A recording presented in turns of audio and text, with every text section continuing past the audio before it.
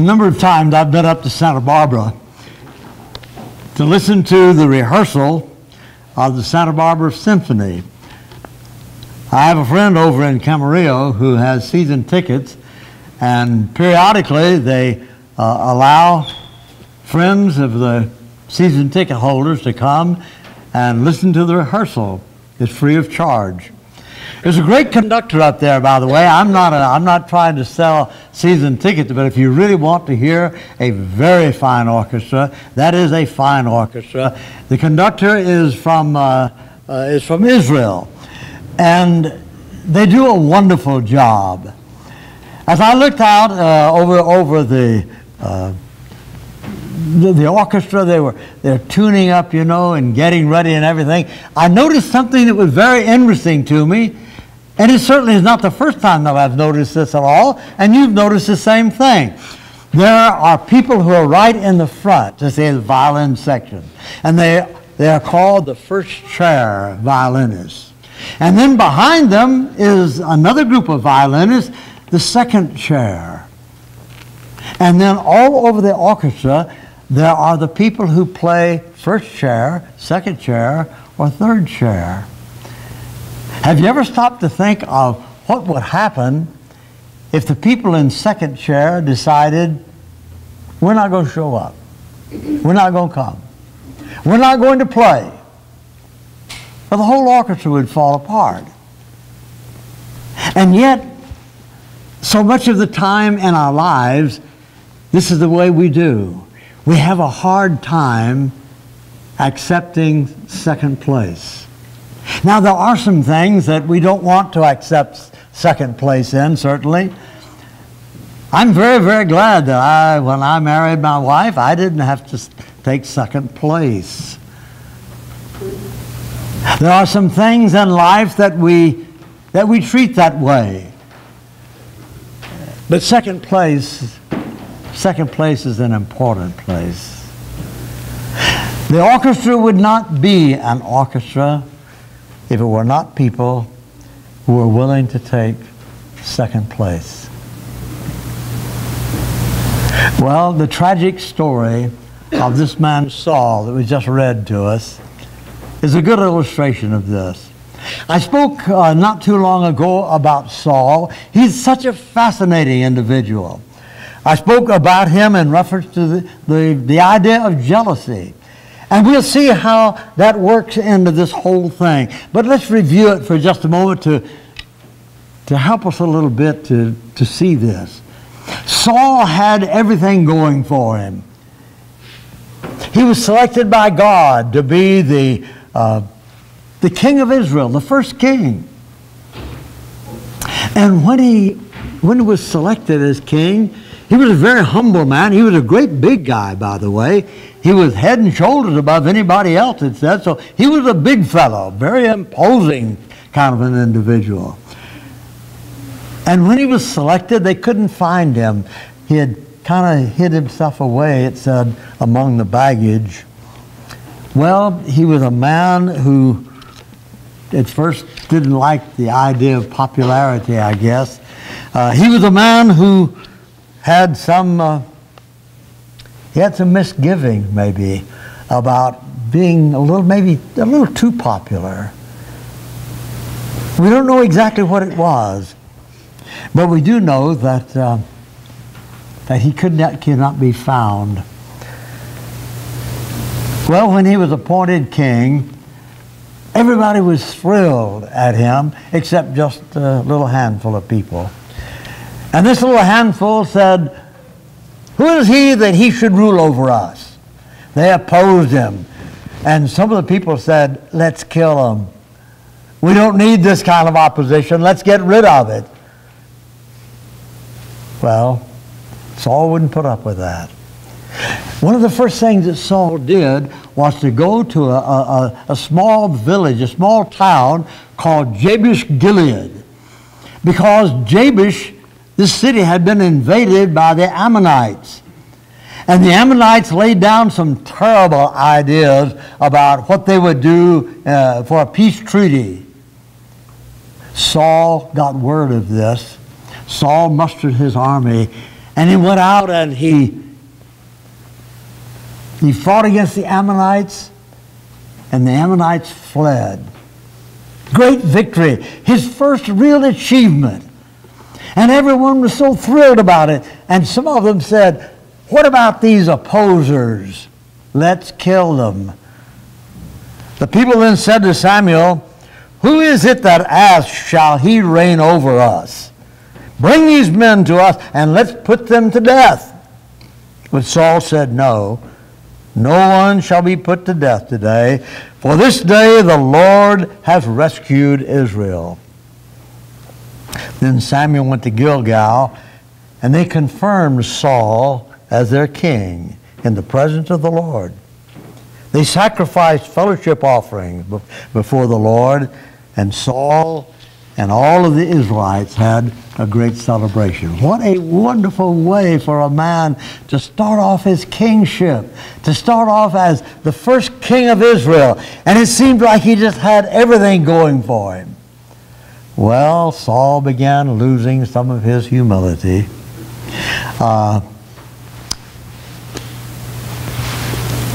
One of the great enemies of Israel was a country called, a great group of people called the Amalekites. I remember when I was a little boy, I heard about the Amalekites.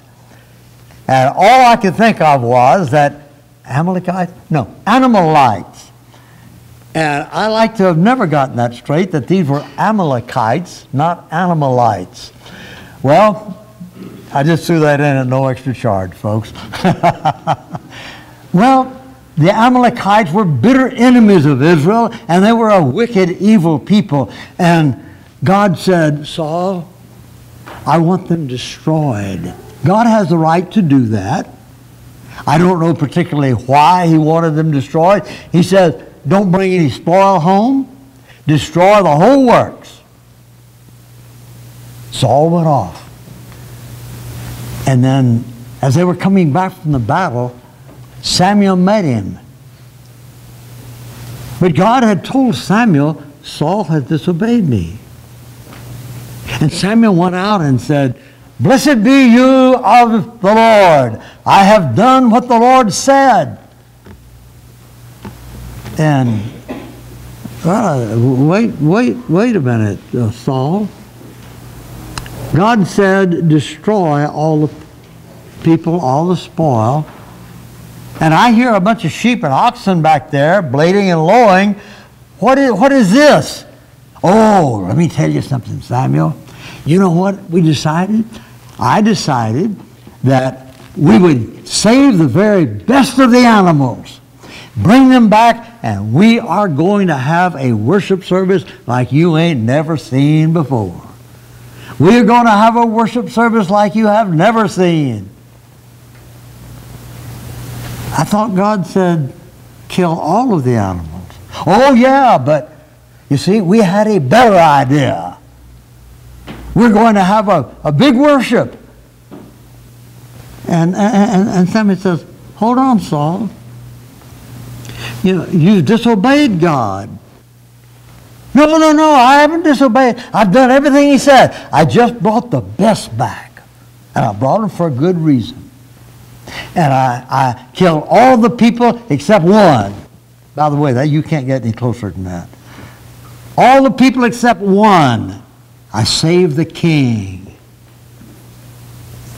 And Samuel says, let me tell you something, Saul. It's better to obey God than it is to offer sacrifice. This is rebellion, he says, and that's just like witchcraft. You need to hearken to God. Saul had a hard time learning this lesson. All of a sudden now, this man who had all the good ideas that were contrary to God's ideas, but he had these good ideas of this big worship service and all this sort of thing, and now what happens? I found out I disobeyed. Well, you know, my stock kind of goes down a little bit at this point. And then there's another battle. The Philistines, they were great enemies of the Israelites, and the Philistines came along, and they had a great big giant. They had a big guy, and this guy, you know his name, Goliath. Goliath would walk out there into this valley of Elah. I've seen the valley of Elah, and it's interesting to imagine the armies there. And Goliath would walk out there, and he would shout over to the Israelites, "Send somebody out here to fight. If I kill him, you'll be our servants. If he kills me, we'll be your servants." Or they will be your servants. And everybody's just scared to death. Well, here comes just a kid. He wasn't old enough to go to the army, but his dad sent him down and said, "I want you to find out how the battle's going, how your brother's doing, and so forth." And so David was down there, and out comes Goliath, and he gives this shout, and David, "What's going on here? Why hadn't somebody gone out there and challenged this man?" "Shut up, David, you're just a kid." "No, really." He said, "Why hasn't somebody done this?" He says, "I'll go." And word came to Saul that here's a young boy who says he will challenge Goliath. You know this story. Yeah. And so Saul says, "Okay, bring him to me." Saul was a big man. Saul had armor. So he said, "Here, take my armor. Let me put this armor on you." I can just see David with this armor on. I don't know how big David was, but I can see David with this armor on, and this big fella, and all. And he pulls it off. He says, "I haven't tried this out. I don't know anything about it. Just let me do it my way." And so he walked across a little brook, picked up 5 little stones. He was a shepherd. The shepherds used a sling and like this and turn it loose, and they were very, very accurate. So much so that at a long distance they could hit an exact target. And the Bible tells us about that.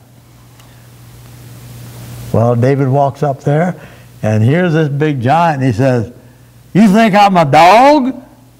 Sending a kid out here, no armor?" And David says, "You come to me in one name, I'm coming to you in the name of the Lord." And David takes one of the little stones and he puts it in that sling and slings it, hit him on the head. He fell down. David took his own sword, Goliath's sword, and cut his head off. Oh, everybody is so thrilled over this. They have all kinds of good things to say about David. And then a little bit later, you see, women come out and they start singing. And they had a beautiful song. It said, Saul has killed his thousands. David has killed his tens of thousands. Uh-oh. Bad news. I am now number 2, behind a little shepherd boy who doesn't even know how to wear armor. He throws rocks. Well, in the passage that was read for us just a moment ago, this is what came up. And David won the hearts of the people. And Saul said, "My word, we're just as well to turn the kingdom over to this guy. Everybody's going after him. Nobody's coming after me. They say 10,000 to him and 1,000 to me." And then it says Saul eyed David from then on. Well, what was the problem? The problem was that he saw the excellence of someone else. And he says, "I can't live with that. I am head honcho. I am the big cheese. David is just a little boy. And yet they're saying, he's great, and I'm not quite that great. He has killed tens of thousands, and I've only killed thousands." Well, That led to all kinds of problems. And as a result of this, we have a tragic man. And all through his life, he is a tragic man now from this point forward. He tries to kill David. He tried to destroy David's reputation. He tried to destroy the friendship that David had with his own son, Jonathan. It's so hard when I've been right at the top and everybody admires me and everybody is thinking well of me and people look up to me and people ask me for advice. And now here comes some pipsqueak along here and now they're asking this other guy for advice. They're asking this other man about what he thinks about things, and I'm slipping away.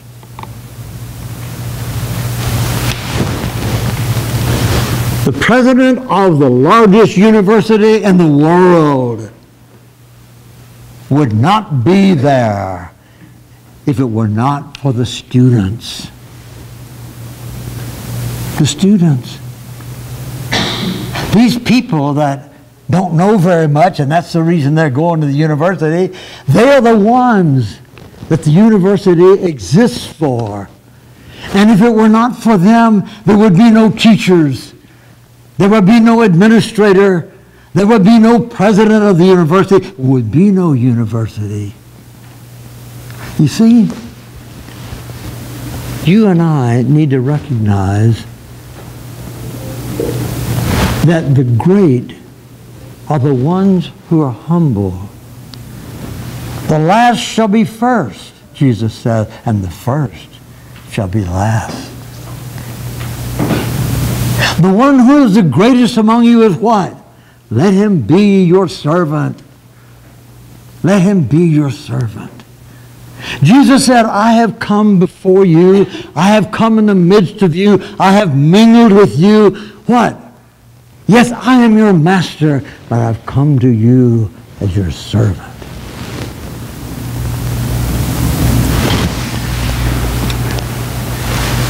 In the 14th chapter, in the 13th chapter of the book of John,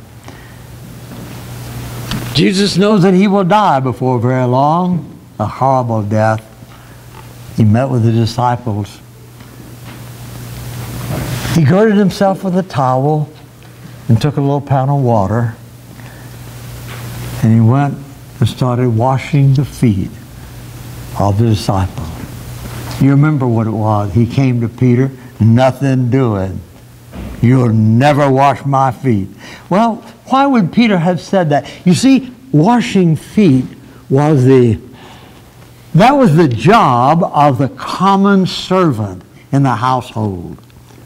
They wore sandals for the most part, and of course streets weren't paved or anything like that. Dirt and dust and dirt, you know, and so forth. And when somebody came to your house, one of the fine things that they had of hospitality was they had a little bowl, and the bowl had a little arch on it, and the person would put his foot up on that arch, and then the servant would wash his foot.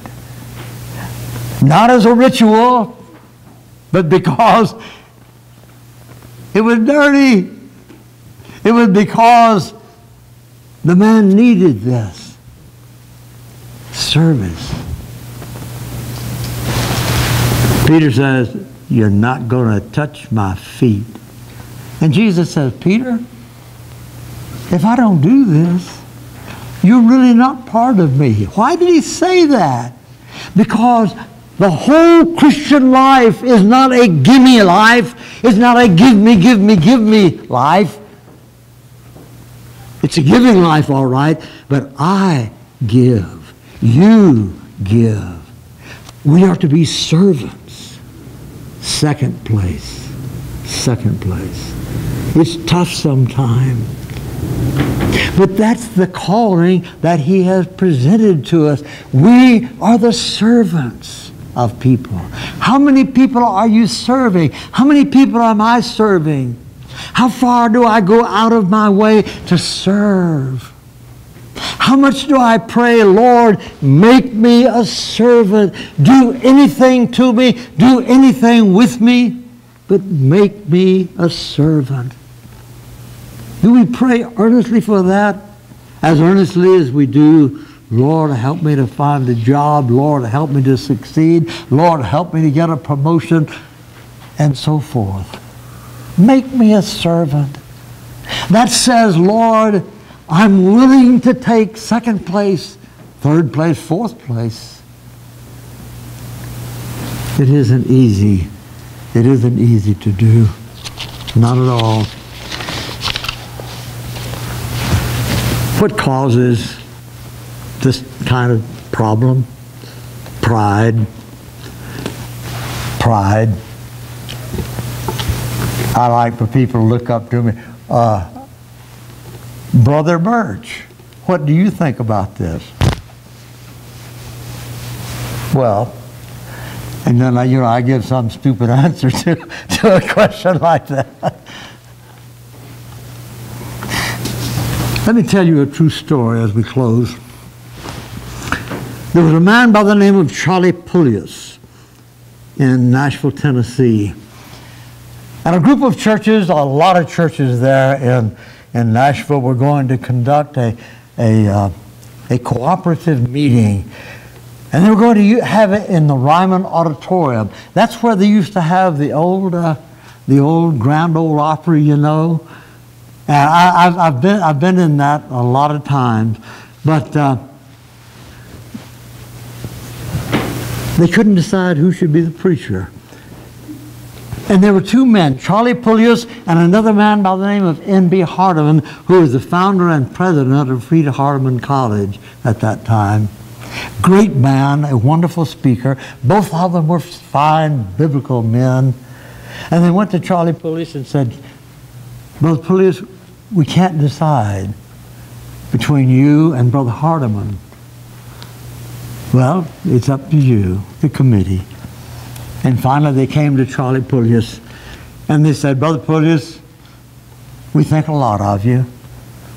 We know you're a fine preacher, but for this particular task, we're going to ask Brother Hardeman to be the speaker. We hope that that will be okay. Charlie Pullius said, if it will help the meeting, folks, I will sweep the floor. You see, he gracefully said in the action that he took that I don't mind being in second place. And you know, when we finally boil it down, the world admires people who are graceful in taking the second place. And when people just can't stand to be put in second place, sometimes they do all kinds of kind of crazy math, kind of crazy things. I've got a couple of quotations from a man that some of you know, J.P. Sanders. I quote him so much. He was such a great man and such a great influence in my own personal life. And one day he said, self-made men are usually the miserable products of unskilled workmanship. And then he said, self-made men usually are in love with their maker. You see, when we concentrate on ourselves, it's hard to take second place. When we concentrate on being servants, it comes so much more naturally for us to take second place. So, the question for us today is, to whom do we take second place from? Well, there's so many people. There's so many people in competition with us. And sometimes we feel threatened by being willing to take second place. And you know, sometimes even God is given second place in our lives. God wants to be first seek you first his kingdom and his righteousness. He doesn't say seek it second or third or fourth. I remember reading a book one time, Looking Out for Number One. Terrible book. If you have opportunity to buy one, buy it and burn it. Because it's a terrible book. It's a terrible book. But let's stop and think about this now. Christ died for you and me.